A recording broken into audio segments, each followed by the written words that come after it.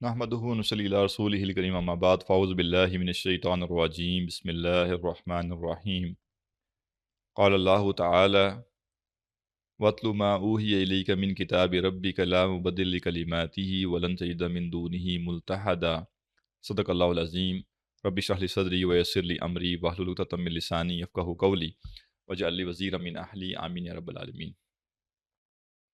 کل ہم نے جو آخری آیت پڑھی تھی اس کا پس منظر ہم نے سمجھا تھا کہ مشرکین مکہ نبی اکرم صلی اللہ علیہ وسلم کو دعوت سے ہٹانے کے لیے بہت سی کوششیں کر رہے تھے، اور جب انہوں نے دیکھا کہ یہ کوششیں کامیاب نہیں ہو رہی تو انہوں نے ایک طریقہ اور آزمایا، اور وہ طریقہ یہ تھا کہ آپ اپنے دین پر قائم رہیے، اسلام کی تبلیغ کیجئے، لیکن کچھ ہمیں اکوموڈیٹ کیجئے، اس مذہب میں، اس دین میں کچھ تبدیلی لائیے، کچھ تھوڑی سی شرک کی گنجائش نکالیے، کچھ تھوڑی سی بتوں کی گنجائش نکالیے، کچھ تھوڑی سی ہماری سرداری کی گنجائش نکالیے، تو ہم ساتھ چلنے کے لیے تیار ہیں۔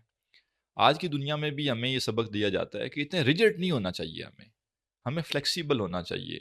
تو اس طرح کی سٹیٹمنٹ جنرلی دینا ٹھیک نہیں ہے۔ کس چیز میں ریجڈ اور کس چیز میں فلیکسیبل، یہ طے ہونا ضروری ہے۔ ایمان کے معاملے میں انسان کو بالکل ریجڈ ہونا چاہیے، اللہ کے دین کے معاملے میں، شریعت کے معاملے میں انسان کو بالکل ریجڈ ہونا چاہیے۔ قطعاً میں اللہ کے دین میں کسی قسم کی کمی یا اضافہ برداشت نہیں کر سکتا، قطعاً میں اللہ سبحانہ تعالیٰ کی شریعت میں کسی قسم کی کمی یا اضافہ برداشت نہیں کر سکتا۔ تو اب اگر کوئی مجھے کہے کہ جی ریجڈ ہے، تو میں کہوں گا جی ہاں میں ہوں ریجڈ، اور میں نے ریجڈ ہی ہونا ہے۔ فلیکسیبل ہونا چاہیے انسان کو حقوق طلب کرنے میں۔ ہاں آپ نے میرا فلاں حق نہیں دیا، ٹھیک ہے کوئی بات نہیں، چلے میں مینیج کر لیتا ہوں۔ فلیکسیبلٹی یہاں ہے، فلیکسیبلٹی حق اور باطل کے معاملے میں نہیں ہے۔ ایک شخص قرآن کی توہین کرے اور مجھے فلیکسیبل ہونا چاہیے، تو یہ تو ایمانی غیرت کے خلاف ہے۔ تو بڑے طریقے سے جدید دنیا ہمیں کچھ سبق سکھاتی ہے، اور ہمیں بڑے طریقے سے ہمارے ایمان سے پیچھے ہٹانے کی کوشش کرتی ہے۔ تو لہٰذا جب بھی اس طرح کی سویپنگ سٹیٹمنٹس آئیں نا کہ جی بندے کو ریجڈ نہیں ہونا چاہیے، فلیکسیبل ہونا چاہیے، اکوموڈیٹنگ ہونا چاہیے، تو پہلے ڈیفائن کیا جائے کہ یہ کس دائرے کے اندر ود ان حق بات کی جائے گی تو بالکل فلیکسیبلٹی ہونی چاہیے، لیکن جو ہی حق و باطل کا معاملہ آئے گا تو پھر باطل کے لیے 1% بھی فلیکسیبلٹی نہیں ہوگی۔ اور مشرکین مکہ کو بالکل واضح کر کے بتا دیا گیا کہ قطعاً ایسی کوئی تبدیلی کی توقع تم نہ ذہن میں رکھو، اور یہ ایسا ہو ہی نہیں سکتا۔ دوسرا کام مشرکین مکہ نے یہ کیا تھا کہ ایک موقع پر انہوں نے کہا کہ ہم تو دیکھیں آپ کی بات سننا چاہتے ہیں، لیکن بس آپ ہی ایسے ہیں کہ آپ اپنے ساتھ یہ حبشی غلام اور یہ غریب لوگ، اور یہ آج کے دور میں ایک لفظ استعمال ہوتا ہے کمی، آپ ہی یہ کمی لوگوں کو اپنے ساتھ ہر وقت بٹھائے رہتے ہیں۔ معاذ اللہ صحابہ کے بارے میں وہ یہ کہا کرتے تھے، حضرت بلال کے بارے میں، حضرت عبداللہ بن مسعود کے بارے میں، حضرت صہیب کے بارے میں، حضرت عمار کے بارے میں، کہ یہ اس طرح کے جو لو کاسٹ لوگ ہیں، یا جو کہہ لیجئے مالی لحاظ سے بالکل فقراء ہیں، آپ ان کو ساتھ بٹھاتے ہیں۔ ہم دیکھیں آپ سردار ہیں، ہم تو ہمیں پروٹوکول ملنا چاہیے۔ لہٰذا انہوں نے ایک دفعہ مطالبہ کیا باقاعدہ کہ ان لوگوں کو آپ دھتکاریں، ان کو سائڈ پہ کریں آپ۔ یہ کیا ہوا کہ آپ جو ہے وہ ہمیں دین کی دعوت بھی دیتے ہیں، اور ساتھ میں آپ چاہتے ہیں کہ ہم ان لوگوں کے ساتھ بیٹھیں۔ ہم اتنا تو ہمارا ابھی معیار کم نہیں ہوا۔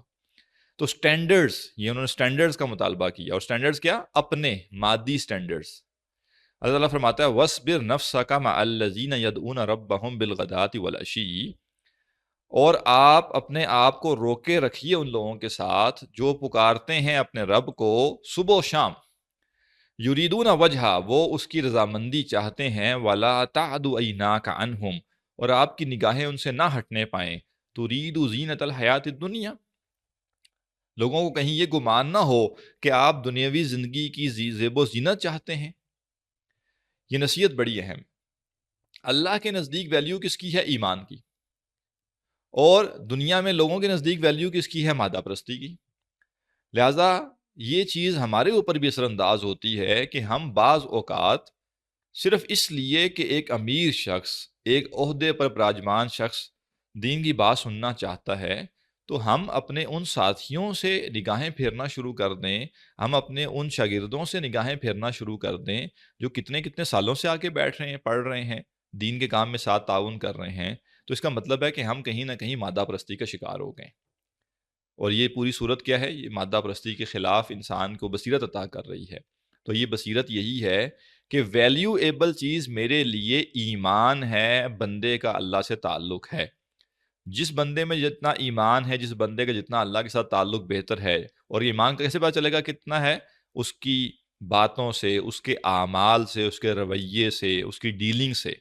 اگر وہ ایمان کے مطابق ہیں، ہمیں اب اس کا نہیں پتا کہ وہ دھوکہ دے رہا ہے یا نہیں، ہم اس کو صاحب ایمان ہی سمجھیں گے۔ اور جتنا کسی کا عمل، رویہ، مزاج، طبیعت اللہ کے دین کے مخالف ہوگا تو ہم کہیں گے بھائی آپ کو باتیں جتنی مرضی آتی ہوں، کام تو آپ کے ایمان کے منافی ہیں۔ تو ہمیں قربت پیدا کرنی ہے اللہ کے اوپر ایمان کی بنیاد پر، تقوی کی بنیاد پر۔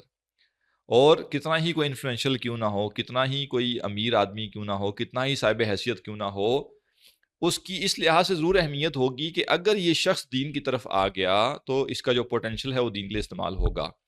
لیکن جس دن تک وہ دین کی طرف نہیں آیا، اس کی ویلیو کا کوئی کمپیریزن اس شخص سے نہیں ہے جو ایمان لے آیا ہے۔ تو یہ ترتیب بالکل ٹھیک رہنی چاہیے کہ پوٹینشلی اگرچہ ہمیں یہ لگتا ہے کہ یہ فلاں سنگر، یہ فلاں ایکٹر، یہ فلاں سپورٹس مین اگر یہ آ گیا دین کی طرف تو یہ بڑے بڑے کارنامے کرے گا دین کے لیے، بالکل ٹھیک ہے، آپ دیں اس کو دعوت، اس کے پیچھے پڑھیں، اس کو اسپیشلی فوکس کر کے دعوت دی جائے۔ لیکن اس بنیاد پر یہ سمجھنا کہ یہ بہتر ہے ان سے جو ایمان لے آئے ہیں، یہ قطعاً غلط ہوگا۔ اللہ کے نزدیک مومن اور کافر کے درمیان کوئی کمپیریزن ہی نہیں ہے۔ کمپیریزن کرنا ہے مومنین کے بیچ میں کیا جائے تو سمجھ آتا ہے کہ یہ ایمان کے اعلیٰ درجے پر ہے، یہ کمتر درجے پر ہے۔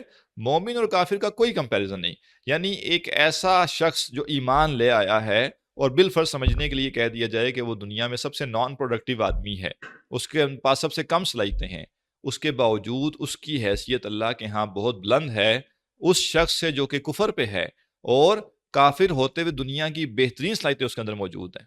جس وقت تک وہ کافر ہے تب تک اس کی وقت اس صاحب ایمان سے کم تر ہی ہے۔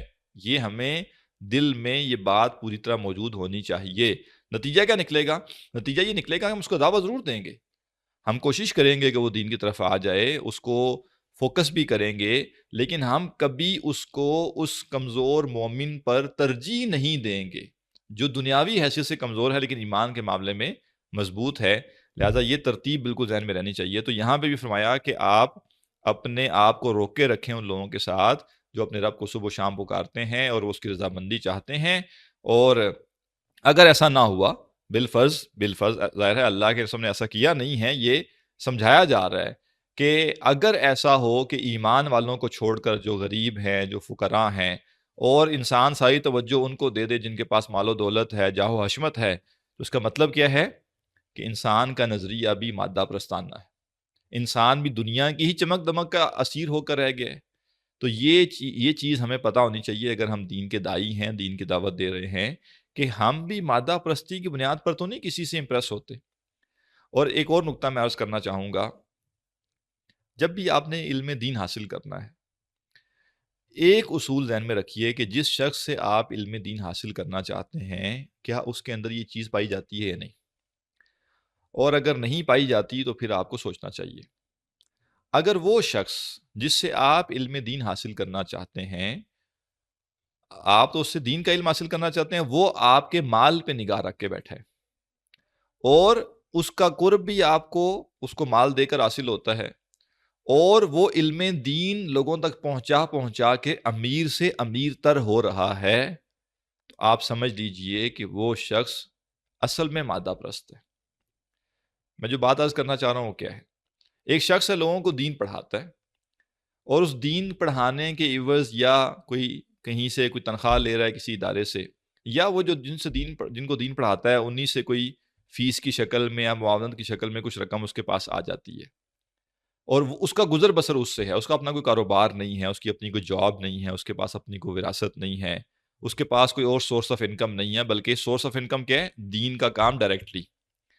یہ شخص اگر دین کے کام میں آگے بڑھتا جا رہا ہے اور ساتھ میں اس کی دولت اور جائیداد بھی بڑھتی چلی جا رہی ہے، یہ شخص دیندار نہیں ہے، یہ شخص ایمان نہیں سکھا رہا، کیونکہ جس کو خود یہ سمجھ نہیں آیا کہ دنیا دھوکے کا سامان ہے، جس کو خود یہ سمجھ نہیں آیا کہ اصل زندگی آخرت کی زندگی ہے، جس کو خود سمجھ یہ نہیں آیا کہ مال جمع نہیں کرنا، مال اللہ کی خاطر خرچ کرنا ہے اور اپنی آخرت کے لیے سٹور کرنا ہے، وہ دوسروں کو کیا دین سکھائے گا، یا اس سے دین سیکھ کر باقی کیا کریں گے؟ لہٰذا یہ حیران کن بات ہے ہمارے ہاں کہ وہ لوگ جو کہ مادہ پرستی میں بالکل گرے ہوئے ہیں، اپنے شاگردوں سے، اپنے مریدوں سے تحفے تحائف کے انبار وصول کرتے ہیں اور بڑی بڑی جو ہے مادی مراعات لیتے ہیں، اور ان کا لائف سٹائل ہی چینج ہو جاتا ہے، اور وہ اپنے شاگردوں سے یا اپنے مریدوں سے جو تحفے یا نذرانے قبول کر رہے ہوتے ہیں، اس سے ان کی عیش و عشرت چل رہی ہوتی ہے، تو انہوں نے دین کا ایسنس تو خود نہیں سمجھا۔ تو جب دین کی روح خود ان کو سمجھ نہیں آئی تو یہ کسی اور کو کیا سمجھائیں گے؟ لہٰذا یہ بات بالکل واضح ہونی چاہیے کہ جس شخص نے خدمت دین کے ذریعے اس کا مال بڑھتا جا رہا ہے، اس کی جائیداد بڑھتی چلی جا رہی ہے، اس کا لائف سٹائل گرو کر رہا ہے، وہ شخص دیندار نہیں ہے پھر۔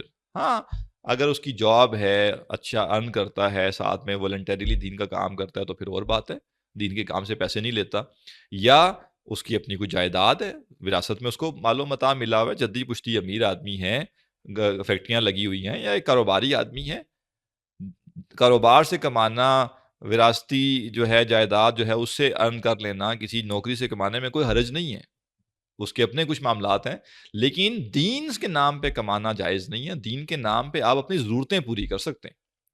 اگر میں یہ سمجھتا ہوں کہ میں اپنے آپ کو وقف کرنا چاہتا ہوں تاکہ میں لوگوں کو دین سکھا سکوں، تو میرے لیے بس اتنا جائز ہے کہ میں اپنی ضرورتیں پوری کر لوں، اپنا گزر بسر جو ہے اس کے لیے میں کہہ دوں کہ ہاں جی میرا یہ گزر بسر ہے، تو مجھے اگر 4 پیسے مل جائیں تو اپنا گزر بسر کر سکتا ہوں، اس سے زیادہ الاؤ نہیں ہے میرے لیے۔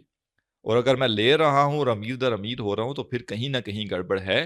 موجودہ دور میں یہ فتنہ اپنے عروج پہ ہے۔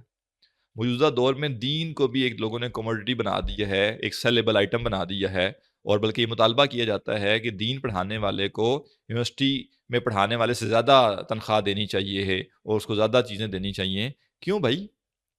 اگر میں نے دین بھی دنیا کے لیے پڑھانا ہے تو پھر دین کیوں پڑھا رہا ہوں؟ جاؤں میں فزکس کیمسٹری کچھ اور پڑھا لوں۔ میں نے تو دین سمجھا ہے یہ، اور دین میں بات کہی یہ گئی ہے، ہر آیت میں یہ بات بتائی جا رہی ہے، ہر صفحے پہ قرآن کی آیت یہ بات بتائی جا رہی ہے کہ دنیا کچھ نہیں ہے، دنیا دھوکے کا سامان ہے، اصل زندگی آخرت کی زندگی ہے۔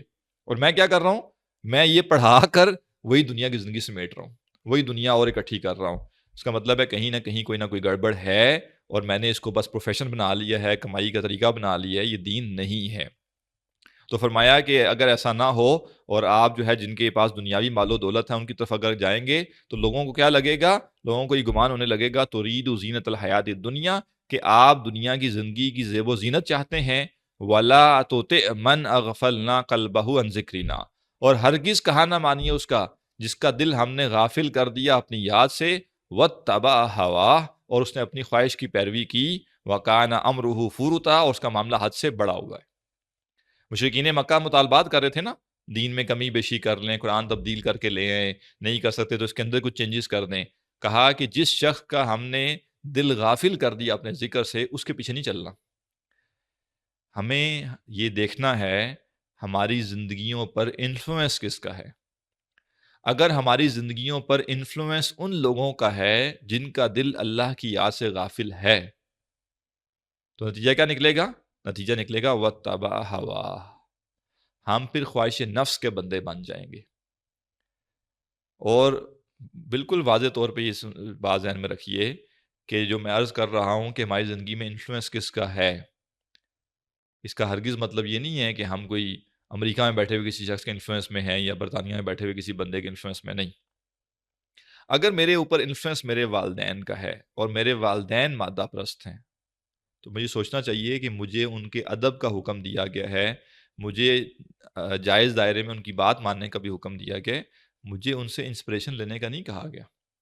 اگر وہ مادہ پرست ہیں، اگر وہ دنیا ہی کو سب کچھ سمجھتے ہیں، اب میں ان سے انسپریشن نہیں لوں گا، میں ان سے انفلوئنس نہیں لوں گا۔ اسی طرح شوہر کے لیے بیوی اور بیوی کے لیے شوہر ہے۔ اگر ایک عورت کا روز رونا یہی ہوتا ہے کہ تم زیادہ کیوں نہیں کماتے، تم اور کیوں نہیں کماتے، تم نے یہ کیوں نہیں خریدا، تم نے وہ کیوں نہیں خریدا، ہمارے پاس یہ بھی نہیں ہے، فلاں نے یہ خرید لیا، فلاں نے یہ گھر بنا لیا، فلاں نے یہ گاڑی لے لی ہے، تم کیوں نہیں کرتے؟ تھوڑی دیر کے لیے بندہ سوچے کہ چلے اس کا سیاپا جو ہے سو ہے، کیا میں اس کے انفلوئنس میں تو نہیں ہوں؟ یعنی کیا میری زندگی کی باغ دوڑ اس کے ہاتھ میں تو نہیں ہے، ڈوریں اس کے ہاتھ میں تو نہیں ہے؟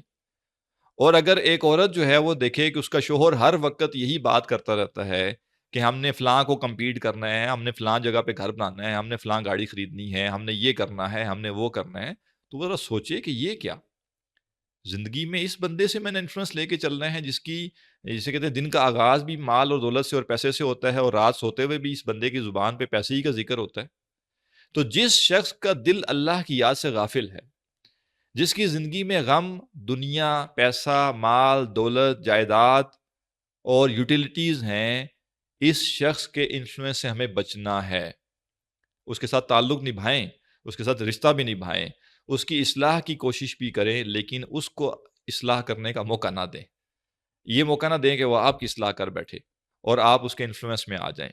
تو ہم میں سے ہر شخص، ہماری زندگی میں کچھ نہ کچھ لوگ ہیں جو کہ ہم پہ انفلوئنس کرتے ہیں۔ ہم میں سے کوئی شخص ایسا نہیں جو کہے نہیں نہیں مجھ پہ کوئی انفلوئنس نہیں کرتا، نہیں نہیں، ہم پہ کوئی نہ کوئی شخص، کچھ نہ کچھ لوگ انفلوئنس کرتے ہیں۔ غور ہم نے یہ کرنا ہے وہ کون ہے۔ من اغفلنا قلبہ عن ذکری، نام میں سے تو نہیں ہے وہ۔ اگر وہ ان میں سے ہیں جن کا دل اللہ نے اپنی یاد سے غافل کر دیا اور مجھ پر وہ انفلوئنس کر رہے ہیں، تو مجھے فوراً پتہ چل جائے گا۔ کیسے پتہ چل جائے گا؟ وَاتَّبَعَ هَوَاهُ، وہ تو اپنی خواہش نفس کی پیروی کر ہی رہے ہیں، چونکہ مجھ پر ان کا انفلوئنس ہے، تو میں بھی کیا کروں گا؟ اپنے نفس کی خواہشات کے پیچھے چل رہا ہوں گا۔ نفس یہ چاہتا ہے، نفس وہ چاہتا ہے، یہ اچیو کرنا ہے، وہ اچیو کرنا ہے، یہ حاصل کرنا ہے، وہ حاصل کرنا ہے۔ اگر میری دوڑ بھی یہی ہے تو میں الارمنگ سٹیج پر پہنچ چکا ہوں، مجھے وہاں سے اپنے آپ کو ریکور کروانا ہے۔ وَكَانَ أَمْرُهُ فُرُوطًا، اور اس کا معاملہ حد سے بڑا ہوا ہے۔ ظاہر ہے جب کوئی شخص دنیا ہی کو سب کچھ بنا لے گا تو پھر کیا ہوگا؟ پھر وہ حد سے بڑھ جائے گا۔ حد سے بڑھنے کا مطلب ہے کہ دنیا جتنی اس کو الاؤ تھی، وہ اس سے آگے بڑھ کے دنیا کے پیچھے بھاگ رہا ہے، اور دین کے لیے جو کچھ اس نے کرنا تھا وہ بھی نہیں کر رہا۔ یعنی دین کے لیے بیئر منیمم بھی نہیں کر رہا، اور دنیا کے لیے وہ بیسٹ آف دی بیسٹ کر رہا ہے۔ اس کا مطلب کیا ہے؟ اس کے معاملے میں اعتدال نہیں ہے، اس کا معاملہ افراط و تفرید کا شکار ہے۔ آج ہم سب بحیثیت معاشرہ، الا ماشاء اللہ چند لوگوں کو چھوڑ کر، ہماری زندگی میں یہی افراط و تفرید پایا جاتا ہے۔ آج اگر ہمارے ہاں ذکر ہوتا بھی ہے نا کہ جی ذرا دین و دنیا میں توازن پیدا کرنا چاہیے، تو یہ ذکر کب ہوتا ہے؟ یہ تب نہیں ہوتا جب کوئی شخص پیسے کے پیچھے زیادہ بھاگ رہا ہوتا ہے۔ یہ ذکر تب ہوتا ہے جب کوئی شخص غلطی سے بیچارہ دین پڑھنا شروع کر دے۔ جیسے کوئی شخص 5 وقت کی نماز شروع کر دے، کوئی عورت پردہ شروع کر دے، اس کو فوراً بتایا جاتا ہے کہ دین دنیا میں توازن پیدا کرنا ہے۔ تو کہنا چاہیے کہ توازن ہی تو کر رہے ہیں۔ پہلے عدم توازن کا شکار تھے کہ صبح سے لے کے رات تک دنیا کے پیچھے بھاگ رہے ہوتے تھے۔ اب یہ نماز شروع کی ہے، اب یہ روزہ رکھا ہے، اب یہ جو پردہ کیا ہے، اب یہ جو داڑھی رکھی ہے، توازن تو اب شروع ہوا ہے۔ اور توازن کیا ہے؟ دین کی جتنی ورتھ ہے اس کو اتنا پوٹینشیل دیا جائے اپنی زندگی کا، اور دنیا کی جتنی ورتھ ہے اس کو اتنا پوٹینشیل دیا جائے۔ یہ توازن ہے۔ تو ہمارے معاشرے میں یہ توازن تو ہے ہی نہیں۔ اور کیوں نہیں ہے؟ کیونکہ ہم دنیا کو اس کے ڈیو سے زیادہ دے رہے ہیں، اور آخرت کو جو ڈیو ہے اس کا 1% یا 2% دے رہے ہیں، یا اس سے بھی کم دے رہے ہیں۔ تو لہٰذا اپنے معاملے کو معتدل کرنے کا طریقہ یہ ہے کہ انسان دونوں جہانوں کی اہمیت کو سامنے رکھ کر اپنے پوٹینشل اور اپنے سکلز کو استعمال کرے، اور اس کو ڈیوائیڈ کر کے دونوں شعبوں میں استعمال کرے۔ وَقُلِ الْحَقُّ مِن رَبِّكُمْ، اور کہہ دیجئے یہی حق ہے تمہارے رب کی طرف سے۔ یہ جو کچھ تمہارے پاس آ گیا ہے یہ حق ہے تمہارے رب کی طرف سے۔ فَمَنْ شَاءَ فَلْيُؤْمِنْ، حق کوئی کانٹ چھانٹ برداشت نہیں کرتا، حق کوئی کمی بیشی برداشت نہیں کرتا، حق کوئی کمپرومائز برداشت نہیں کرتا۔ لہذا یہ جو حق آ گیا سو آ گیا۔ فمن شاء فلیؤمن، جس کو جو چاہتا ہے ایمان لائے تو ایمان لے آئے، ومن شاء فلیکفر، جو چاہتا ہے کفر کرنا کفر کرے۔ اللہ سبحانہ وتعالیٰ کو ضرورت نہیں ہے کہ دیکھیں کمپرومائز کب کیا جاتا ہے؟ کمپرومائز تب کیا جاتا ہے جب ایک گروہ کو یہ نظر آ رہا ہوتا ہے کہ میرے ہاتھ سے سب کچھ ہی چلا جائے گا، اس لیے میں کچھ اپنی چیزیں چھوڑوں تاکہ میں کچھ پا لوں۔ جب انسان کو لگے کہ میں کچھ بھی نہیں پا سکتا، پھر کس چیز کا کمپرومائز؟ اللہ سبحانہ تعالیٰ کو انسان کی عبادت سے کوئی فائدہ حاصل نہیں ہوتا، اس کی سلطنت اور بادشاہت میں کچھ اضافہ نہیں ہوتا، اور انسان کے کفر اور نافرمانی کرنے سے اس کی بادشاہت میں کمی کوئی نہیں ہوتی۔ لہذا کہا دیکھو ہم نے تو حق واضح کر دیا، یہ جو ٹرمز اینڈ کنڈیشنز ہیں یہ اس کے سامنے رکھی جائیں جس کو کچھ حاصل ہونا ہے، یا جس کے ساتھ بات نہ بن پائی تو اس کا کوئی نقصان ہونا ہے، تو اللہ سبحانہ وتعالیٰ کا نہ تم فائدہ کر سکتے ہو نہ نقصان کر سکتے ہو، لہٰذا جو حق ہے جوں کا توں تمہارے سامنے رکھ دیا گیا ہے، قبول کرنا ہے پورا کرو، نہیں کرنا تو پورا چھوڑ دو۔ اسلام میں پک اینڈ چوز نہیں ہے، میں اس پر تو عمل کروں گا، یہ نہیں کروں گا، میں اتنا تو کروں گا، اتنا نہیں کروں گا، نہیں، یہ اللہ کی بندگی نہیں ہے بھائی، یہ وہ پیپر نہیں ہے جس میں آپ کہیں کہ میں نے 33 نمبر لینے ہیں۔ اللہ کی بندگی یا پوری کرنی ہے، اور اگر کسی کو لگتا ہے کہ نہیں میں آدھی کرنا چاہتا ہوں، آدھی نہیں کرنا چاہتا، اصل میں وہ کفر کر رہے ہیں۔ اللہ سبحانہ تعالیٰ کے ایک حکم کا انکار کرنا پورے دین کا کفر ہے۔ عمل کی کوتاہی ایک اور بات ہے، میرا یہ ارادہ ہے کہ میں پورے دن پر عمل کرنا چاہتا ہوں، میں کوشش بھی کرتا ہوں، مجھ سے کوتاہی ہو جاتی ہے، یہ ایک اور بات ہے، اس کی دین نے گنجائش دی ہے۔ جس چیز کی گنجائش نہیں دی وہ کیا ہے کہ میں خود ہی طے کر کے بیٹھ جاؤں کہ میں نے نماز پڑھنی ہے، روزہ نہیں رکھنا، یا میں نے نماز بھی پڑھنی، روزہ بھی رکھنا ہے، زکوٰۃ نہیں دینی، یا میں نے نماز بھی پڑھنی، روزہ بھی رکھنا ہے، زکوٰۃ بھی دینی ہے، یہ حج عمرے پہ میں نہیں جا سکتا، یا میں حج عمرہ بھی کر لوں گا لیکن یہ سودی لین دین کے بارے میں مجھے نہ کہا جائے کہ یہ ٹھیک نہیں ہے، اس کے بغیر میرا کام نہیں چل سکتا۔ تو جب کوئی شخص ایک شے بھی یہ کہے گا کہ میں دین کا یہ ایک کام ہے میں نے نہیں کرنا، انکار کر دے گا اس سے، قانونی طور پہ بھی یہ شخص کافر ہو جاتا ہے۔ تمام فقہا کے نزدیک کسی ایک حکم شرعی جو کہ قرآن مجید میں واضح طور پہ موجود ہے، اس کا انکار کرنا کفر ہو جاتا ہے۔ البتہ اگر وہ انکار نہ کرے اور عمل نہ کر پائے، عمل کی کوتاہی ہو، تو پھر وہ گناہ گار ہوگا لیکن وہ کافر نہیں ہوگا۔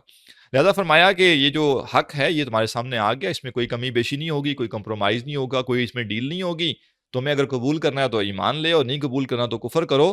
اِنَّا أَعْتَدْنَا لِلظَّالِمِينَ نَارًا، ہم نے تمہیں چوائس تو دے دی کہ ایمان لاؤ یا کفر کرو، لیکن ذہن میں رکھو نتیجہ ایک جیسا نہیں ہے۔ اس چوائس کا استعمال اگر تم نے ایمان کی شکل میں کیا تو نتیجہ کچھ اور ہے، اور اس چوائس کا استعمال اگر تم نے کفر کی صورت میں کیا تو پھر یہ جان لو اِنَّا أَعْتَدْنَا لِلظَّالِمِينَ نَارًا، ظالموں کے لیے تو ہم نے ایک ایسی آگ تیار کی ہوئی ہے، أَحَاطَ بِهِمْ سُرَادِقُهَا، کہ اس کی کناتیں ان کا احاطہ کر لیں گی، ایسے گھیر لیں گی وہ آگ انسانوں کو گھیر لے گی۔ وَإِن يَسْتَغِيثُوا، اور اگر یہ فریاد کریں گے کہ ہمیں کوئی پانی دیا جائے، وَإِن يَسْتَغِيثُوا يُغَاثُوا بِمَاءٍ، تو ان کی فریاد رسی ایسے پانی کے ذریعے کی جائے گی کالمہل، جو کھولتے ہوئے تیل کی تلچھٹ جیسا ہوگا، یشوی الوجوہ، چہروں کو بھون ڈالے گا، اس قدر سخت وہ ابلا ہوا اور صحیح گرم تیل کی مانند ہوگا کہ انسان اگر اس سے پیاس بجھانا چاہے گا تو پیاس کیا بجھنی ہے، الٹا عذاب کی ایک اور شکل ہوگی جس سے انسان کو دوچار ہونا پڑے گا۔ بئس شراب، بہت بری پینے کی چیز ہوگی، بہت بری پینے کی چیز ہوگی، انسان اس کو چھوڑ بھی نہیں پائے گا کیونکہ پیاس اس کو اتنی لگی ہوئی ہے، اور پی بھی نہیں پائے گا کیونکہ وہ بھی کسی آگ کے عذاب سے کم نہیں ہے۔ تو کیا اس دن تمہارا حال ہوگا، اور اس کی وجہ کیا ہوگی؟ وجہ یہ ہوگی کہ دنیا میں تمہارے سامنے حق پیش کیا گیا اور تم نے کہا کہ نہیں، میں مادہ پرستی میں لگا رہوں گا، میں دنیا کی خواہشات کے پیچھے لگا رہوں گا، اور تم نے آخرت کے مقابلے میں دنیا کو ترجیح دی۔ چکھو اب یہ عذاب کا مزہ، چکھو اپنے اس فیصلے کا مزہ، جو تم نے عیاشی کرنی تھی دنیا میں کر لی ہے۔ ایک جہاں میں عیاشی ہو سکتی تھی، تم نے طے کیا دنیا میں کرو گے، بس ٹھیک ہے، کر آئے ہو تم، اب یہاں آ کے جو ہے وہ جو اپنی بدعمالیاں اس کا نتیجہ بھگتو۔ اور اگر تم یہ طے کرو کہ نہیں، راحت، آسانی، نعمت، سہولت، یہ اصل میں آخرت میں ہے، تو اللہ سبحانہ تعالیٰ تمہیں دنیا میں بھی کچھ نہ کچھ آسانی، راحت دے دے گا، لیکن آخرت والی راحت اور آسانی تمہاری سیکیور ہو جائے گی۔ تو سمجھداری اسی میں ہے کہ انسان جو کچھ پانا ہے اس کی طلب، اس کی خواہش آخرت کے لیے رکھے، دنیا میں جو مل جائے لے لے، نہ کہ زور زبردستی پانے کی طرف جائے۔ اللہ تعالیٰ نے سہولت دے دی، آسانی دے دی، رزق میں فراوانی ہے، اللہ کی راہ میں خرچ بھی کیا، دوسروں پر بھی خرچ کیا، اور کچھ اپنے اوپر بھی لگا لیا، بسم اللہ۔ نہیں ہے فراوانی تو کوئی بات نہیں، کیا اللہ سبحانہ تعالیٰ کے ہاں جا کے جنت میں داخل ہونے کے لیے گھر کے ڈاکومنٹس دکھانے پڑیں گے کہ دیکھیں دنیا میں یہ میرا 10 مرلے کا گھر تھا، یہ اس کے کاغذات ہیں، یہ الاٹمنٹ لیٹر ہے، یہ ثبوت ہے؟ جنت میں داخلے کے لیے دنیا میں گھر اون کرنا ضروری نہیں ہے۔ جنت میں داخل ہم نے اس گاڑی پر بیٹھ کے نہیں ہونا جو ہم نے دنیا میں خریدی تھی، کہ اگر ہم دنیا میں نہ خرید سکے تو جنت میں ہم جو ہے وہ پیدل جا رہے ہوں گے، نہیں، آخرت کا حساب بالکل اور ہے، دنیا کا معاملہ اور ہے۔ لہٰذا جو شخص دنیا کو اپنی ترجیح نہیں بناتا، جو شخص دنیا کو اپنی ریکوائرمنٹ نہیں بناتا، بلکہ وہ کہتا ہے کہ آخرت میری ترجیح ہے، آخرت میری ریکوائرمنٹ ہے، اور جو میسر آ گیا آخرت ہاتھ میں ہے، آخرت سیکیور ہے، پھر جو میسر آ گیا میں وہ اویل کروں گا، نہ آیا تو میں نہیں اویل کروں گا، اور میں صبر کروں گا، اور میں آخرت کو کسی صورت بھی کمپرومائز نہیں کروں گا۔ یہ ہے ایمان کا تقاضا۔ لہذا فرمایا کہ ہم نے تمہیں آپشن دے دی ہے، لیکن ذہن میں رکھو کہ آپشن جو ہے وہ استعمال کرنے کے نتائج بھی ہیں، اور نتائج یہی ہیں کہ ایسا عذاب ہے جس میں انسان پانی تو مانگے گا، لیکن پانی اس کو دیا جائے گا جو تیل کی تلچھٹ جیسا ہوگا، چہروں کو بھون ڈالے گا، بئس الشراب، بہت بری پینے کی چیز ہوگی، وساءت مرتفقا، اور وہ جو جہنم ہے وہ بہت ہی بری جگہ ہے آرام کرنے کے لیے۔ دنیا میں انسان نے کیا کیا؟ ذائقے اور سکون، دنیا کا آرام، اس کے پیچھے کیا نا، کمفرٹ چاہیے مجھے، جی لگژری چاہیے مجھے، وہ کیا ہے؟ اور دوسری چیز کیا؟ کھانا پینا، آج یہ کھانا ہے، آج وہ پینا ہے، اب تو یہ چاہیے، اب تو وہ چاہیے۔ تو کہا کہ دنیا میں تم نے زبان کے ذائقے اور اپنے جسم کو کمفرٹ دینے کے لیے اللہ کے دین کو پس پوچھ ڈالا ہوا تھا۔ آؤ اب تم کرو یہاں آرام، یہ جہنم تمہارے آرام کی جگہ ہے، یہاں کر کے دکھاؤ آرام۔ اور جو تم نے دنیا میں اپنی زبان کے ذائقے چکھے ہیں، اب یہ چکھو، یہ آگ کا مزہ چکھو، اور پیو یہ کھولتا ہوا پانی جو ہے، اب پیاس بجھاؤ اس سے اپنی۔ لہٰذا انسان اچھی طرح سمجھ لے یہ دنیا مذاق نہیں، دنیا میں جو ہم آئے ہیں کسی مقصد کے لیے آئے ہیں، اور اگر ہم اس مقصد سے غافل ہو گئے ہیں تو ہماری غفلت سے کائنات کی حقیقتیں بدلتی نہیں ہیں، کائنات کی حقیقتیں وہی رہیں گی جو ہیں، اور ہمیں اس حقیقت سے بالآخر دو چار ہونا ہے۔ مختصر سی مہلت ہے، اس مہلت میں جاگ گئے تو اچھی بات ہے، نہیں جاگے تو جاگنا تو پڑے گا، لیکن پھر بربادی کے سوا کچھ ہوگا نہیں۔ ان الذین آمنوا وعملوا الصالحات، بے شک جو لوگ ایمان لائے اور انہوں نے نیک اعمال کیے، انا لا نضیع اجر من احسن عملا، بے شک ہم نہیں ضائع کریں گے اجر اس شخص کا جس نے اچھا عمل کیا ہوگا۔ اولئک لہم جنات عدن، یہی لوگ ہیں جن کے لیے ہمیشگی کے باغات ہیں، تجری من تحتها الانہار، بہتی ہیں ان کے نیچے نہریں، یحلون فیہا من اساور من ذہب۔ اب چونکہ جہنمیوں کا ذکر ہوا تھا تو جنتیوں کا بھی ذکر ہو گیا کہ جو لوگ ایمان لائیں گے اس حق کے اوپر اور اس کے تقاضے پورے کریں گے، ان کے لیے پھر اجر کیا ہے کہ ہم ان کا اجر ضائع نہیں کریں گے، ان کی محنت جو دنیا میں تھی۔ بظاہر لگتا ہے کہ مولوی بیچارہ جو ہے اس کو ملتا کیا ہے، اس کو مل بہت کچھ رہا ہے، بس پریزرو ہو رہا ہے، وہ نظر نہیں آ رہا۔ اگر اللہ تعالیٰ یہ پردے ہٹا دے غیب کے تو پھر دنیا میں کون کافر بچے گا؟ بس یہ آزمائش ہماری کیا ہے؟ ایمان بالغیب۔ ایک شخص کا اجر اکٹھا ہوتا جا رہا ہے، اس کا رتبہ بڑھتا جا رہا ہے، لیکن ابھی پردہ پڑا ہوا ہے، اور ایک شخص کو دیکھ کے کہتا ہے یہ ناکام آدمی ہے، اور وہ اپنے آپ کو بڑا کامیاب سمجھتا ہے کیونکہ اس کے پاس بہت سا مال و دولت اکٹھا ہو گیا ہے۔ تو حقیقت ایسے نہیں ہے، اللہ تعالیٰ بالکل اجر ضائع نہیں کرے گا ان کو جو ایمان لائے ہیں، اور ان کو ان کا جو اچھے اعمال ان کا اجر دے گا۔ اور اجر کیا ہے؟ ہمیشگی کے باغات ہوں گے جس میں نہریں بہتی ہوں گی، یحلون فیہا من اساور من ذہب، وہ پہنائے جائیں گے اس جنت میں سونے کے کنگن، و یلبسون ثیابا خضرا، اور وہ پہنیں گے سبز رنگ کے کپڑے، من سندس و استبرق، جو باریک ریشم کے بھی ہوں گے اور موٹے ریشم کے بھی ہوں گے، ماکثین فیہ علی الارائک، ٹیک لگائے ہوئے بیٹھے ہوں گے تختوں پر۔ نعم الثواب، پیچھے کیا تھا؟ بئس الشراب، یہاں کیا ہے؟ نعم الثواب، کیا ہی خوب بدلا ہے۔ دنیا میں کام پہ گزارا کر لیا، دنیا میں پیسے کے پیچھے بھاگنے کے بجائے ضرورتیں پوری کی اور باقی وقت اللہ کے دین کے لیے لگایا، مولوی کا تانا ملا، صوفی کا تانا ملا، اور جاہلوں کی طرح لوگوں نے ٹریٹ کیا، برداشت کیا، ملامت برداشت کی، لوگوں نے کانوں میں آگے یہ باتیں ڈالی کہ تم تو پیچھے رہ گئے ہو، جو ساتھ والا دوست یا بھائی آگے بڑھ کر دنیا میں لوگوں نے اس کی بڑی تعریفیں کی، دل تنگ ہوا لیکن برداشت کیا، اور آنکھوں کے سامنے جو چمک تھی اس کو چھوڑا، اور حقیقت کی طرف انسان اس نے اپنے آپ کو لگایا۔ اللہ سبحانہ وتعالیٰ فرماتا ہے نعم الثواب، ایسی تسلی ہوگی جنت میں جا کے انسان کی کہ میں نے دنیا میں جو اس جنت کے لیے تگودو کی تھی بالکل ٹھیک کیا تھا، اور اس وقت انسان کو حسرت صرف یہی ہوگی کہ جو غفلت میں وقت گزارا تھا وہ کیوں گزارا، جو کام میں نے دنیا کے کام میں ایسا وقت لگایا جس کے بغیر میرا کام چل سکتا تھا وہ میں نے کیوں کیا، کاش کہ میں نے وہ وقت بھی اللہ کی رضامندی میں اور اللہ کی خوشنودی میں لگایا ہوتا، آج میرے درجات اور بلند ہو جاتے۔ میں نعم الثواب، کیا ہی خوب بدلہ ہے، وہ حسنت مرتفقہ، اور کیا ہی خوبصورت آرام کی جگہ ہے۔ دنیا میں انسان کہتا ہے میں نے اپنا گھر بنا لیا، اب میں آرام کروں گا، کون سا آرام بھائی؟ 5 سال، 10 سال، 15 سال، 20 سال، کتنا آرام کرو گے اس گھر میں، اس کے بعد تو جانا ہے قبر میں۔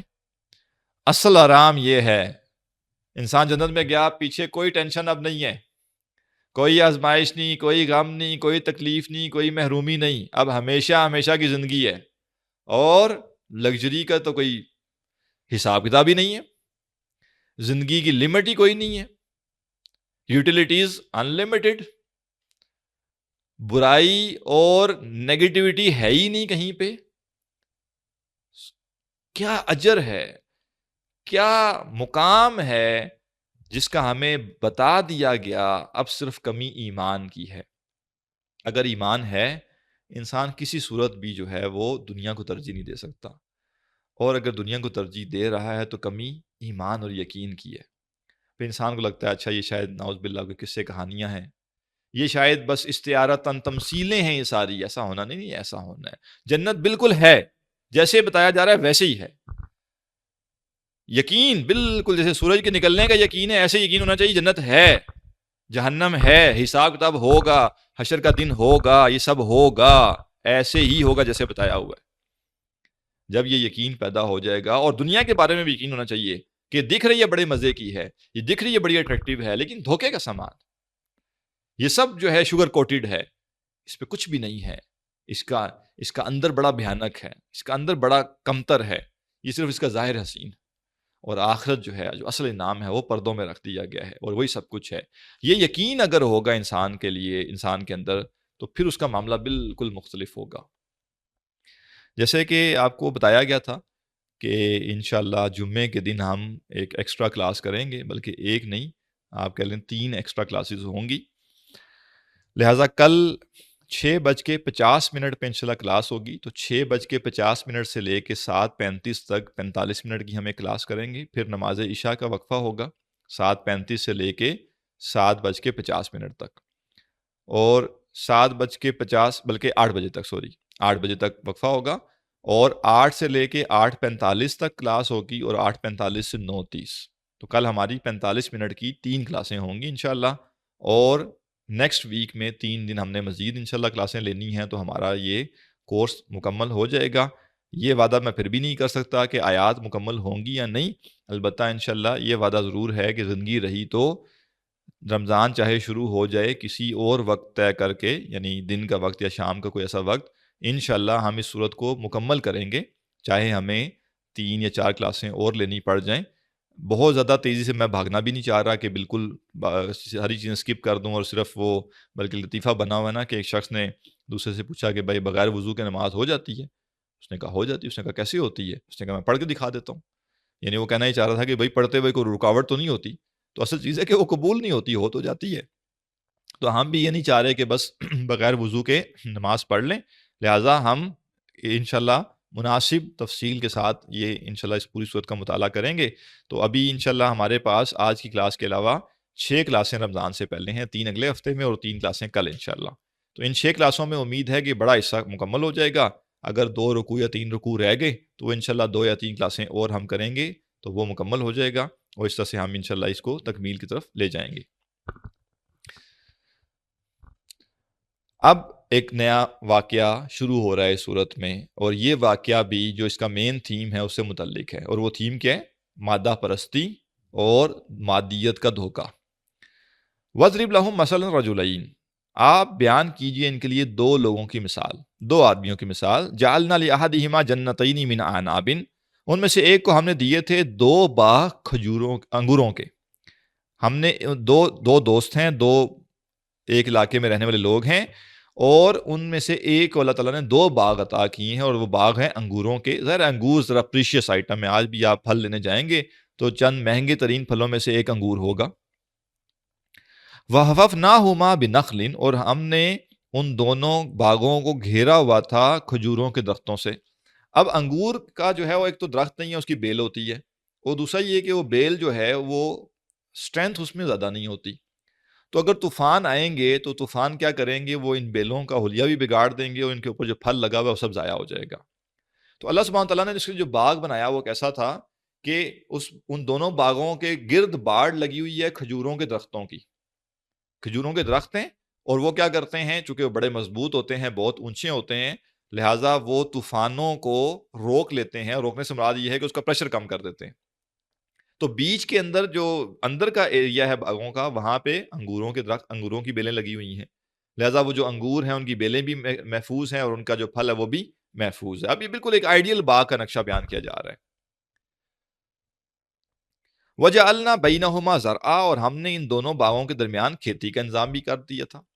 یعنی ایسا نہیں ہے کہ بس اندر انگور ہیں اور باہر کھجوروں کے درخت لگے ہوئے ہیں، بلکہ وہ بیچ بیچ میں جو پیچز ہیں وہاں پہ کچھ نہ کچھ کھیتی باڑی بھی ہو رہی ہے، سبزیاں بھی کچھ اگائی جا رہی ہیں، کچھ اور اناج کی چیزیں وہاں پہ اگ رہی ہیں. اب ایک باغ ہے، کھجوریں بھی مل رہی ہیں اور وہ کھجوریں پھلوں کے ساتھ ساتھ انگور کو سکیور کر رہی ہیں.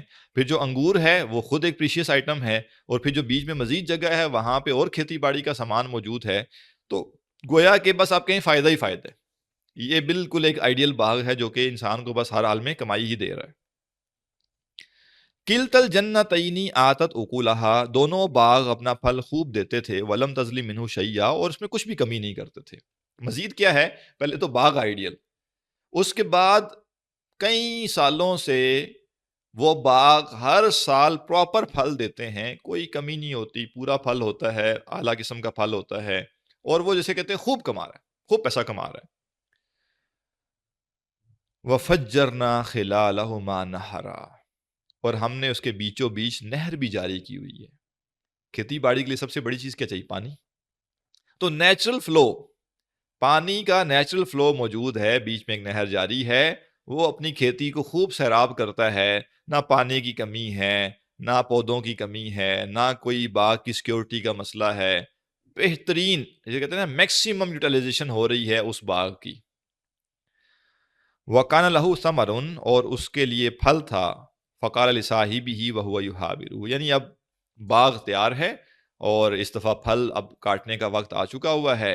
اب ہو سکتا ہے کہ وہ جو اس کا دوست ہو اس کو دکھانے لایا ہو جلانے کے لیے، دیکھو جی پھر نیا پھل تیار ہوا ہوا ہے، اب بیچیں گے، مرسیڈیز لیں گے اس دفعہ، اور جو ہے وہ V8 لیں گے، یا فلانی جو ہے وہ گاڑی لینڈ کروزر وہ لیں گے.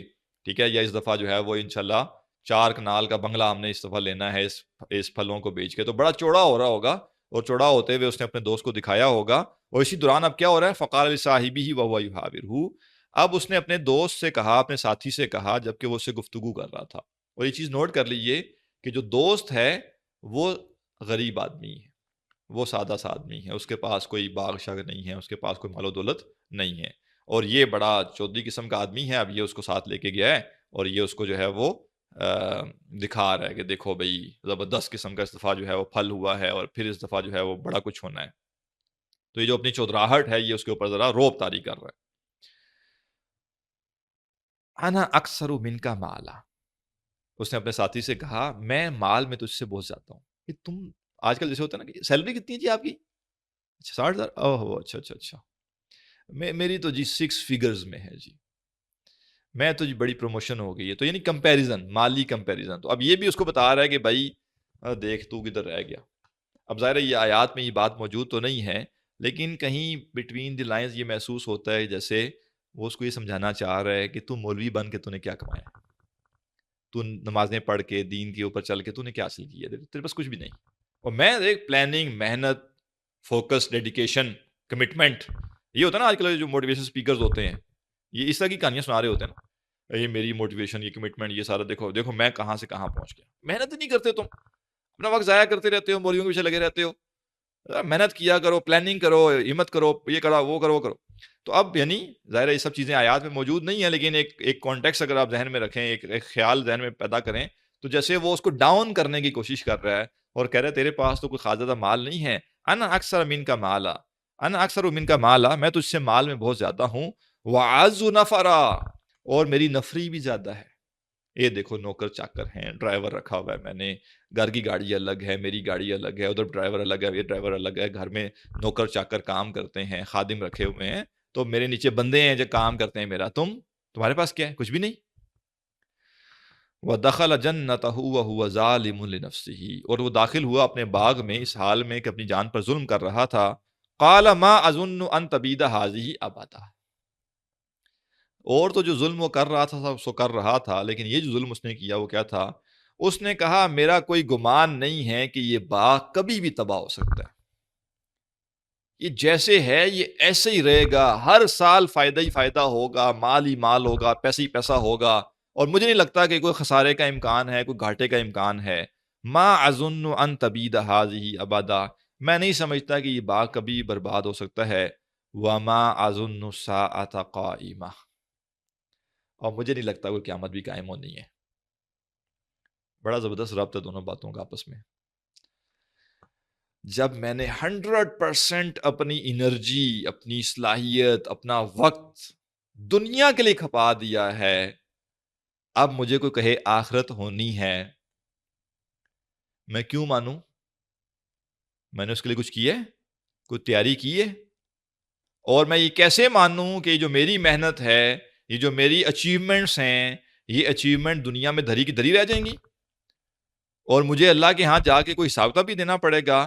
لہذا مادہ پرستی جڑی ہوئی ہے کس کے ساتھ؟ آخرت کے انکار کے ساتھ۔ جس قدر آخرت پر ایمان مضبوط ہوگا، مادہ پرستی کم ہو جائے گی، اور جس قدر آخرت پر ایمان کمزور ہوگا، مادہ پرستی کو جگہ ملے گی۔ یا جتنا انسان مادہ پرست ہوتا چلا جائے گا، میٹیریلسٹک ہوتا چلا جائے گا، اتنا زیادہ آخرت اس کے لیے irrelevant ہوتی جائے گی، اس کو کوئی انٹرسٹ نہیں ہوگا آخرت کی باتیں سننے میں۔ تو بعض لوگوں کا یہ رویہ ہوتا ہے کہ ان کو جو ہی دین کی کوئی بات کرے نا، اے یار مولوی کوئی اور بات کرو یار، مولوی دین کی باتیں نہیں کیا کرو میرے ساتھ یار۔ کیوں دین کی بات نہیں کرنی؟ یہ نہیں کہ وہ کافر ہے، لیکن اس کو پتہ ہے کہ میں اپنا ایک ایک لمحہ دنیا کے لیے کھپا رہا ہوں، میں جاگتا ہوں تو میری فکر دنیا ہے، میں سوتا ہوں تو میری فکر دنیا ہے۔ تو آخرت کا ذکر کر کے نا اس بیچارے کو الجھن ہوتی ہے، ایمبیرسمنٹ ہوتی ہے۔ لہذا زیادہ آگے بڑھے گا تو کیا کہے گا؟ نہیں کوئی آخرت ہونی نہیں ہے۔ یہ ایسے مولویوں نے اپنے پاس سے باتیں نکالی ہوئی ہیں۔ تو چونکہ وہ مادہ پرست شخص تھا، چونکہ اس کے لیے سب کچھ دنیا ہی تھی، لہٰذا اس نے کہا کہ پہلی بات تو یہ کہ میرا یہ باغ کبھی تباہ نہیں ہونا، یہ ایسے ہی رہے گا۔ یہ جو میں نے امپائر کھڑی کی ہے، یہ جوں کی توں چلتی رہے گی، اور چونکہ دنیا میں اتنا کچھ انویسٹ کیا ہوا، لہٰذا وما اظن الساعة قائمہ، اور مجھے نہیں لگتا کہ قیامت شمت قائم ہونی ہے۔ وَلَئِن رُدِدتُّ إِلَىٰ رَبِّي، اور بالفرض اگر تم جو مولوی لوگ کہتے ہو نا، اگر بالفرض مجھے لوٹائی دیا گیا میرے رب کی طرف، لَأَجِدَنَّ خَيْرًا مِنْهَا مُنْقَلَبًا، تو جس اللہ نے مجھے یہاں اتنا کچھ عطا کیا، سوچو وہاں کتنا عطا کرے گا۔ مطلب میں کچھ تھا نا، اصل میں کوئی بڑی شے تھا نا، میں کوئی پہنچی ہوئی ہستی تھا نا، جو دنیا میں مجھے اتنا مال و دولت دیا گیا، اتنی نعمتیں دی گئی ہیں، اتنی آسائشیں دی گئی ہیں، اس کا مطلب ہے کہ یہ مجھ پر نچھاور کیا گیا ہے نا، تو میں مستحق تھا اس کا، میں اس کا کیپیبل تھا، لہذا مجھے دیا گیا۔ تو جب میں دنیا میں اتنا عظیم آدمی تھا کہ مجھے اتنا مال و دولت دیا گیا، تو سوچو مولویوں، اگر کوئی آخرت ہو ہی گئی تو سوچو کہ وہاں میرا کیا ہوگا، وہاں تو میری اور ہی عیشی ہوگی۔ یہ ہے کفر اصل میں، کہ انسان یہ سمجھے کہ دنیا میں اس کو جو کچھ ملتا ہے وہ اس کا حق بنتا تھا، یا دنیا میں جو کچھ اس کو ملتا ہے یہ اس کا ہے، یا دنیا میں انسان کو جو کچھ ملتا ہے اس کا مطلب یہ ہے کہ اللہ اس سے راضی ہے اور اللہ خوش ہو کے اس کو عطا کر رہا ہے۔ حالانکہ بالکل کلیئر کٹ بتا دیا گیا کہ انسان کو دنیا میں جو کچھ ملتا ہے وہ آزمائش کے لیے۔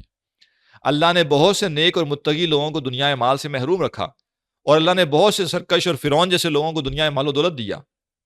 دنیا میں کچھ ملنا اس وقت تک نعمت نہیں ہے جب تک ہم اس کا حق ادا نہ کر دیں، اور یہ غلط فہمی، بہت بڑی غلط فہمی آج ہی پائی جاتی ہے، اور ہمارے ہاں لوگ مغربی قوموں کے ایمان کے دعوے دار بن بیٹھے ہیں۔ دیکھیں کلمہ ہمارے پاس رہ گیا جی، ایمان تو ان کے پاس، اتنا دکھ ہو رہا ہوتا ہے یہ کہتا ہمارے پاس تو کلمہ ہے جی، بس ایمان تو جو ہے وہ مغربی لوگوں کے پاس ہے۔ ہماری اصل میں آنکھیں باہر نکل آتی ہیں نا جب ہم ان کے لشکارے دیکھتے ہیں، مغربی لوگوں کے، اور ان کی عیاشی دیکھتے ہیں، اور چونکہ آخرت کو تو ہم بھی کوئی اندر سے اس سے مانتے تھوڑے ہی ہیں، اللہ ماشاء اللہ تعالیٰ معاف فرمائے ہمیں، تو ہمیں لگتا ہے کہ دنیا ہے اور دنیا تو ان کو ملی ہوئی ہے، لہٰذا ہم کھینچ جی قرآن پر اصل میں وہ عمل کرتے ہیں، معاذ اللہ، ہم جس پرستی قرآن میں سے انہوں نے لیا معاذ اللہ، بے حیائی اور ننگا پن قرآن سے لیا انہوں نے معاذ اللہ۔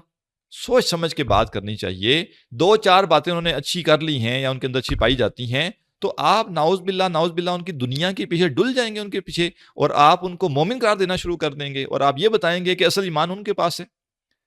اللہ سبحانہ تعالیٰ کی بدترین نافرمانی انہوں نے کی ہے۔ ایک قوم جو کہ رسول موجود ہے لیکن وہ قوم ہم جنس پرستی کرتی ہے، اللہ تعالیٰ پتھر برساتا ہے آسمانوں سے ان پر، اور یہاں ایک ایسی قوم ہے جس نے ہم جنس پرستی کو تو پیچھے چھوڑ دیا۔ کہاں سے کہاں وہ آگے نکل کے جنس تبدیل کی جا رہی ہے، مرد عورتیں بن رہے ہیں، عورتیں مرد بن رہی ہیں، ہم جنس پرستی عام ہوئی ہوئی ہے، اس پہ فخر کرتے ہیں، اور کیا کچھ وہاں پہ نہیں ہو رہا، کوئی حیا ان کے اندر نہیں ہے۔ ہمیں اللہ کے نبی صلی اللہ علیہ وسلم فرماتے ہیں جب تم حیا نہ کرو تو جو چاہے کرو، اور ہم یہاں پہ دنیا سے مرعوب اور دنیا کے لیے للچائے ہوئے لوگ کیا کرتے ہیں، ہم بتاتے ہیں دیکھیں اصل ایمان تو مغرب کے لوگوں کے پاس ہے، کوئی ایمان نہیں، ایمان اسی کے پاس ہے جو قرآن کے مطابق ہے، جس کی زندگی قرآن کے مطابق ہے وہ مومن ہے، جس کی زندگی قرآن کے مطابق نہیں وہ مومن نہیں ہے، اور جو اللہ کو نہیں مانتا اس کے اندر 10 خیر ہو سکتی ہیں لیکن وہ ملٹی پلائی بائی 0۔ ابو جہل کے اندر بھی اچھے اوصاف پائے جاتے تھے، لیکن جب اس نے کفر کیا تو دنیا کا بدترین آدمی بن گیا۔ جو مشرکین کے بڑے بڑے سردار تھے وہ کوئی گئے گزرے لوگ نہیں تھے، اچھی صلاحیتیں ان کے پاس بھی تھی، لیکن جب وہ ایمان نہیں لائے، شرک کیا، تو کعبہ کے قریب رہتے ہوئے مکہ میں پیدا ہوئے، مکہ میں مرے ہیں، لیکن بدترین لوگ ہیں، بدترین عذاب ان کو ہوگا، کیونکہ ہمارے لیے معیار کیا ہے؟ ایمان۔ ایمان نہیں ہے تو پھر کچھ بھی نہیں ہے۔ لہٰذا یہ واقعہ ابھی چل رہا ہے، کل انشاءاللہ اس کو مکمل کریں گے۔ یہ بات ذہن میں رکھیے کہ دنیا میں کچھ اچیو کرنا اللہ کی رضامندی یا خوشنودی کی علامت نہیں ہے، اور دنیا میں مالی تنگی کا سامنا کرنا اللہ کی ناراضگی کی علامت نہیں ہے۔ دنیا میں ہے تو بھی آزمائش کے لیے ہے، نہیں ہے تو بھی آزمائش کے لیے ہے۔ سوال کوئی ہو تو کر لیجئے۔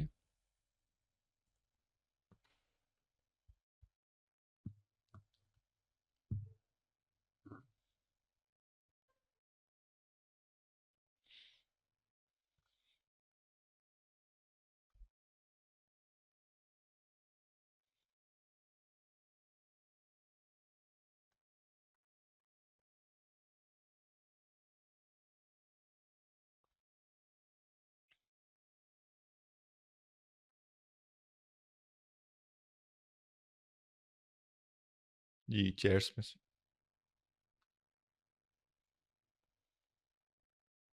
السلام علیکم۔ وعلیکم السلام۔ جی میرا سوال یہ ہے کہ میں اکثر اس بارے میں سوچتی ہوں، جیسے کچھ اوصاف کا ذکر ہے نا کہ ان لوگوں کی پیروی نہ کریں، جس میں سے ایک یہ ہے کہ جن کی دلوں کو اللہ نے اپنی یاد سے غافل کر دیا، تو اس سے مراد مطلب کیا ہے، کس طرح کے لوگ ہیں اور ان کی پہچان کیا ہے، اور کس طرح سے جان سکیں گے، کیونکہ ایک جو کلمہ گو ہے اور ایک نارمل پریکٹس مسلم بھی ہے، وہ اس کا دل تو اللہ کی یاد سے مکمل خالی کبھی نہیں ہو سکتا۔ تو مطلب ہماری کوشش، جیسے بھی آپ نے بھی کہا کہ ہم کوشش کرتے ہیں کہ ہم اپنے ایمان کے تقاضوں کو پورا کریں، لیکن یہ کیسے پہچان ہوگی کہ اس شخص کا دل اللہ کی یاد سے غافل ہو؟ جی دیکھیں، ایک تو اس کا اطلاق کافروں پر ہوتا ہے کہ جو لوگ بالکل کفر اختیار کیے ہوئے ہیں وہ تو ظاہر ہے اللہ کی یاد سے ویسے ہی غافل ہیں، اللہ کو مانتے ہی نہیں ہیں تو یاد کہاں سے کریں گے۔ لیکن جو اہل ایمان ہیں، کلمہ گو ہیں، لیکن آپ ان کے ساتھ جتنا عرصہ آپ کو تعلق ہو گیا ہے، آپ نے کبھی مطلب انلیس یعنی کہتے ہیں سالوں میں ایک دفعہ آپ نے ان کی زبان سے کوئی اللہ کوئی دین کی بات تو سنی نہیں، کوئی آخرت کی بات تو سنی نہیں۔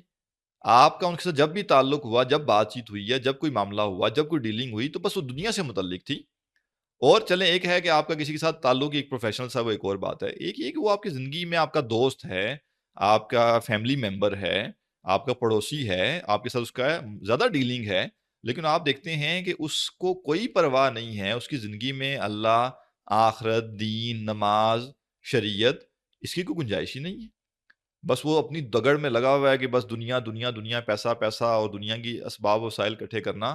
ایسے شخص کے انفلوئنس سے بچنا چاہیے، وہ ہمارا رول ماڈل نہ بن جائے، یا ہم اس کو دیکھ کر اس سے جو ہے انسپائر ہونا نہ شروع ہو جائیں۔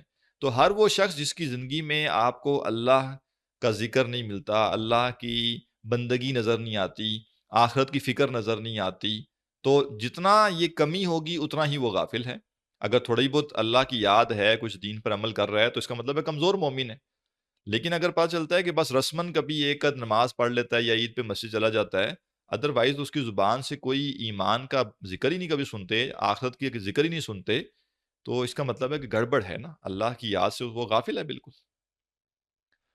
جی سورہ یوسف کورس کے بارے میں انشاءاللہ ابھی جو لوگ بھی رجسٹر ہوئے ہیں ان سے ہم ایک دفعہ رائے لے لیتے ہیں کہ ان کے لیے وقت تبدیل کیا جائے تو مسئلہ ہوگا یا نہیں، تو پھر طے ہو سکے گا کہ وقت چینج ہو سکتا ہے کہ نہیں، ابھی کنفرم نہیں کہہ سکتے۔ السلام علیکم سر۔ وعلیکم السلام۔ جیسے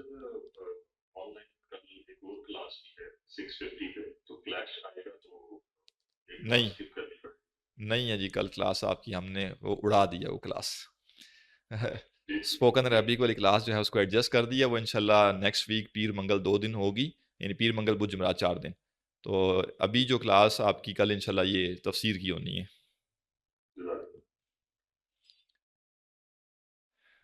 اچھا جی، کل آپ نے قمری اور شمسی مہینے کا بتایا تھا. جی بالکل بتایا تھا، سوال کیا ہے؟ اچھا جی، وہ اگین بتا دیں. جی جو شمسی مہینے ہیں وہ 300 بنتے ہیں، جو شمسی سال ہیں، مہینہ نہیں، جو شمسی سال بنتے ہیں وہ 300 ہیں اور قمری سال 309. یعنی 100 شمسی سال جو ہوتے ہیں اس میں قمری سال 103 ہوتے ہیں، کیونکہ شمسی مہینے تھوڑے سے بڑے ہوتے ہیں، قمری مہینے کبھی 29 کا بھی ہوتا ہے، کبھی 30 کا ہوتا ہے. تو ہر سال کچھ فرق پڑتا ہے، اور 100 سالوں میں 3 سالوں کا فرق. یوں کہہ لیں کہ شمسی لحاظ سے جو 33 سال بنتے ہیں وہ قمری لحاظ سے 34 سال بنتے ہیں. تو جس شخص کی عمر 66 سال ہے شمسی لحاظ سے، قمری لحاظ سے اس کی عمر جو ہے وہ 68 سال ہوگی. دنیا میں روزی کا سرکل چلانا کے لیے بھی محنت کرنی پڑتی ہے، تو کیسا معلوم ہوگا کہ اس سے زیادہ دنیا کے لیے کوشش نہ کی جائے؟ دنیا کا کام بھی نیچے کریں جی، اور دنیا کا کام بھی سستی کرو، محنت سے کام نہ کیا جائے. تو فار ایگزامپل جاب میں تو آپ کو جاب سے فارغ کر دیا جائے گا، کیسے بیلنس قائم کیا جائے؟ جی دیکھیں، سادی سی بات یہ ہے کہ دنیا میں ہم نے گزر بسر کرنا ہے، زندگی گزارنی ہے. دنیا میں ہم نے اچیومنٹس دنیا کی نہیں کرنی، لہٰذا میں نے جو دین کے تقاضے ہیں ان کو ترجیح دینی ہے. نماز کی میں نے پابندی کرنی ہے، دینی احکامات کی پابندی کرنی ہے. اب کہیں پہ اگر دینی احکامات چھڑوانے کے لیے مجھ سے مطالبہ کیا جائے اور بدلے میں دنیا دی جائے گی تو میں نہیں لوں گا. کسی کو کہا جائے نماز نہ پڑھو تو وہ کہے گا نہیں میں یہ جاب چھوڑ سکتا ہوں کہ میں نماز میں نے پڑھنی ہے. کسی خاتون کو کہا جائے کہ پردہ نہ کریں آپ، تو ان کا کام بنتا ہے کہ وہ پردے کو قائم رکھیں، نہ کہ اس جاب کو. اس کے بعد پھر جو دنیا میں ہم ارن کر رہے ہیں اس کے بارے میں ہم یہ ذہن میں رکھیں کہ جو بھی ہم کمائیں گے اگر حلال سے کمائیں گے تو ٹھیک ہے، ورنہ حساب دینا مشکل ہو جائے گا. اور حلال سے کمانے کے بعد ہم سے یہ پوچھا جائے گا کہ خرچ کہاں کیا. تو میں جہاں خرچ کر رہا ہوں اگر میں حساب دے سکتا ہوں تو بسم اللہ جتنا مرضی کریں، خوب عیاشی کریں. لیکن اگر لگے کہ نہیں حساب دینا مشکل ہو جائے گا تو پھر انسان اتنا ہی خرچ کرے دنیا میں جو کہ اس کی ضرورتیں ہیں، کیونکہ ضرورتوں کے عوض جو خرچ کریں گے اس پہ کوئی بڑا مسئلہ نہیں ہے. وہ اللہ نے ضرورتیں پیدا کی تھی اور ان پر خرچ کرنا بھی سمجھ آتا ہے. لیکن اگر انسان نے ضرورتوں سے زیادہ خرچ کرنا شروع کیا اور اپنی آخرت کے لیے کچھ نہیں بچایا تو پھر آخرت میں جا کے اس کو حسرت ہوگی. لہٰذا سادی سی بات یہی ہے، کوئی ایسا سٹینڈرڈ تو نہیں دیا جا سکتا، یہ پرسن ٹو پرسن چیزیں ویری کرتی ہیں کہ ہماری زیادہ بڑی فکر دنیا ہے یا ہماری زیادہ بڑی فکر آخرت ہے. ہماری زیادہ توانائیاں دنیا کے لیے کھپ رہی ہیں یا ہماری زیادہ توانائیاں آخرت کے لیے کھپ رہی ہیں. تو اگر ہماری زیادہ توانائیاں آخرت کے لیے کھپ رہی ہیں اور دنیا میں ہم بس گزر بسر کرنا چاہتے ہیں تو بس اس کے لیے جو گزر بسر کرنے کے لیے جو محنت کرنی پڑے گی وہ کریں، اس میں کوئی مسئلہ نہیں ہے. اگر کسی کو بیسک ضرورتیں پوری کرنے کے لیے 14 گھنٹے بھی جاب کرنی پڑتی ہے وہ کرے گا، اس کے پاس ایک گزر ہے کہ میری تو بیسک ضرورتیں نہیں پوری ہوتی. لیکن ایک بندہ ہے جس کی 8 گھنٹے کام کرنے سے ضرورتیں پوری ہو جاتی ہیں، اب وہ 8 گھنٹے کے بعد 4 گھنٹے اور اس لیے لگا ہوا ہے تاکہ دنیا میں کچھ اور اچیو کرے. تو سوال یہ کہ دین کی دعوت و تبلیغ کون کرے گا؟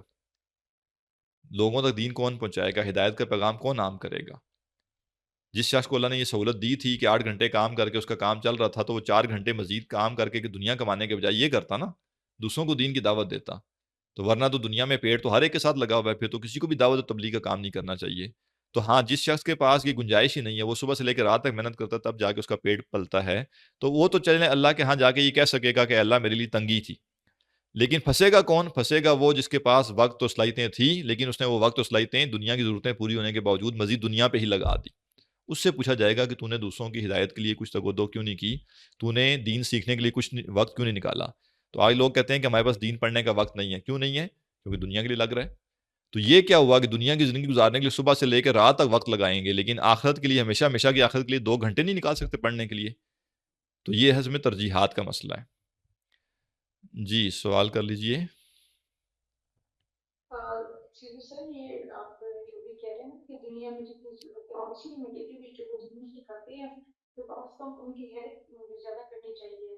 فار ایگزامپل یہاں پہ جو ہمارے گھر آتے ہیں قاری صاحب آتے ہیں بچوں کو پڑھانے کے لیے یہ وہ، تو ان کی پہ زیادہ ضرور چاہیے تاکہ وہ بھی سیٹسفائڈ رہیں اور وہ کم از کم دین کے ساتھ ساتھ اپنی ضروریات وغیرہ بھی پوری کرتے ہیں.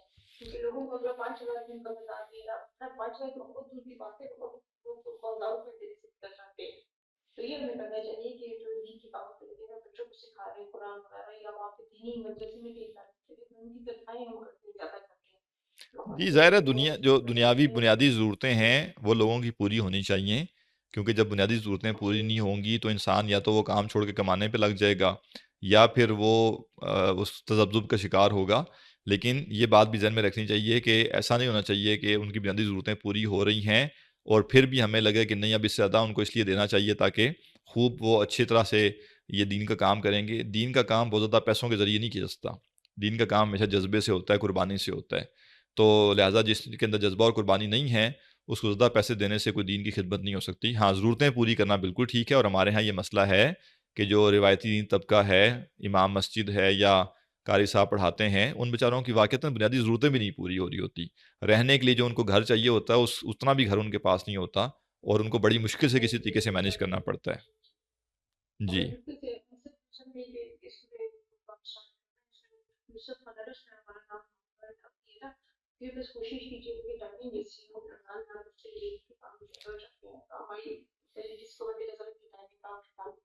جی وہ جی کوشش کریں گے اگر اثر سے پہلے ہو سکے کلاس، ابھی رائے لیتے ہیں لوگوں سے. بہت اچھی ہے ابھی جو آپ نے ٹائمنگ اناؤنس کیا بہت اچھی ٹائمنگ ہے. نہیں آپ پاکستان سے ہی ہیں؟ جی جی میں آپ کی اکیڈمی کی اسٹوڈنٹ ہوں. ہاں تو 5 سے 5:30 تو اصل میں خواتین کا مسئلہ ہی ہوتا ہے نا کہ وہ کہتی ہیں ہم نے افطاری تیار کرنی ہے، تو یہ مسئلہ آ رہا تھا. لیکن دیکھ لیتے ہیں انشاءاللہ، وہ رائے لے لیتے ہیں. جو لوگ رجسٹر ہوئے ہیں انشاءاللہ کل ان کا گروپ بن جائے گا اور وہاں ان سے رائے لے لی جائے گی اور اس کی بنیاد پہ دیکھ لیا جائے گا کہ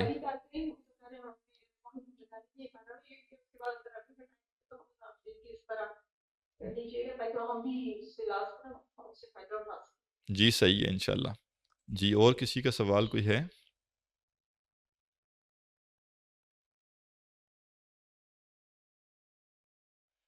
جی جی وہ انشاءاللہ کسی دن کلاس میں عرض کر دوں گا تاکہ سب کو پتہ چل جائے. ابھی کچھ لوگ سوال و جواب میں نہیں ہوتے. آخرت کے حوالے سے افراد و تفرید کو کیسے مینیج کرنا ہوگا؟ ایک طرف اللہ نے نعمت دی ہے مگر اس کو استعمال نہ کریں، دوسری طرف ساری خواہش دنیا کے لیے ہو. جی دیکھیں اللہ نے نعمت جو دی ہے یہ کون نہیں کہہ رہا استعمال نہ کریں. اللہ کی نعمت کو اللہ کے دین کے لیے استعمال کریں نا. اللہ نے آپ کو مال دیا ہے، آپ کی بنیادی ضرورتیں پوری ہو رہی ہیں تو دوسروں کی ضرورتیں پوری کریں نا. آپ کے دائیں بائیں لوگ بیچارے اپنے بنیادی ضرورتوں کے لیے محتاج ہوئے ہیں اور اللہ نے آپ کے ہاتھ میں مال دے کے آپ کی آزمائش کی ہے کہ آپ کیا کرتے ہیں. تو یہ کون کہہ رہا ہے کہ آپ اس کو آگ لگا دیں یا آپ اس کو دفن کر دیں؟ نعمت تب نعمت ہوتی ہے جب وہ انسان آزمائش میں کامیاب ہو جائے. مجھے اللہ نے مال دیا، میں نے اپنی ضرورت پوری کی، پھر بچ گیا میرے پاس مال، میں اس کو اپنی عیاشی یا اپنے لیونگ سٹینڈرڈز پہ لگانے کے بجائے اگر کسی اور پہ خرچ کروں گا تو یہ میں آزمائش میں کامیاب ہوا. اب وہ مال میرے لیے نعمت ہے. سارا میں ہی ہڑپ کر گیا اگر تو اب وہ میرے لیے نعمت نہیں ہے. جب مجھ سے سوال پوچھا جائے گا نا کمایا کہاں سے اور لگایا کہاں، پھر پتہ چلے گا وہ نعمت تھی یا نہیں. تو یہی تصور تو میں واضح کرنا چاہ رہا ہوں کہ دنیا میں جو ہماری ضرورتیں ہیں اس پر جو ہم خرچ کرتے ہیں اس کا حساب بندہ اللہ کو دے سکے گا کہ کہہ کے کہ اللہ ضرورت تھی میری. لیکن جب ضرورتوں سے اوپر مال تھا، اب حدیث میں نہیں آیا کہ اللہ تعالیٰ انسان سے پوچھے گا کہ اے بندے میں تیرے پاس آیا تھا، میں بھوکا تھا، تو نے مجھے کھانا نہیں دیا، میں پیاسا تھا، تو نے مجھے پانی نہیں پلایا. تو بندہ کہے گا اللہ تو رب العالمین ہے، تو کہاں سے بھوکا پیاسا ہو سکتا ہے؟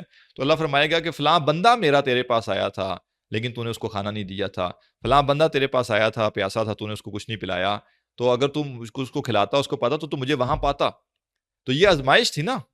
یہ سوال کیوں کیا جائے گا بندے سے؟ کیونکہ اللہ نے اس کو اس کی ضرورتوں سے زیادہ دیا تھا یہ دیکھنے کے لیے کہ وہ کرتا کیا، وہ اس کو دوسروں پر خرچ کرتا ہے یا وہ سارا خود ہی ہڑپ کر جاتا ہے. میرا خیال سوال مکمل ہو گئے، تو اسی پہ اکتفا کرتے ہیں. سبحانک اللہم و بحمدک، نشہد ان لا الہ الا انت، استغفرک و اتوب الیک.